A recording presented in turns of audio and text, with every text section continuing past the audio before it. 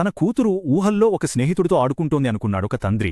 కాని ఆ తరువాతే అసలు కథ మొదలైంది. మొదట్లో మా పాప ఖాళీ కుర్చీతో మాట్లాడుతుంటే అదంతా ఊహే అనుకున్నా. కాని ఆ రోజు తెలిసిన నిజం నా గుండె ఆగిపోయినంత పనిచేసింది. నా కూతురు పేరు సిరి. తనకి 5 ఏళ్ళు.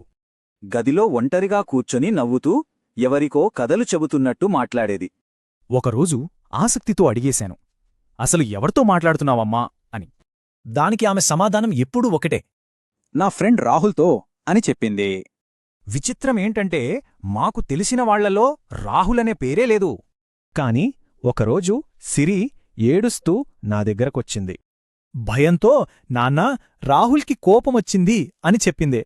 నిన్ను వెంటనే తన గదిలోకి రమ్మంటున్నాడు అని అంది. సరేలే అని నవ్వుకుని తను ఆడుతోందనుకుంటూ గదిలోకి వెళ్లాను. నేననుకున్నట్టే గదిలో ఎవ్వరూ లేరు. కాని కింద గోడమీదనుంచి పడిపోయిన పాత ఫోటో ఫ్రేమొకటి కనిపించింది. దాన్ని పైకి తీసి దానిమీద ఉన్న దుమ్ముని శుభ్రం చేశాను. ఆ ఫోటోలో ఉన్న అబ్బాయి ఇదే ఇంట్లో చనిపోయాడు. సరిగ్గా 20 ఏళ్ల కిందట జరిగిన విషయమని. అంతకన్నా షాకిచ్చే విషయం, ఆ ఫోటో వెనక రాసి ఉన్న పేరు.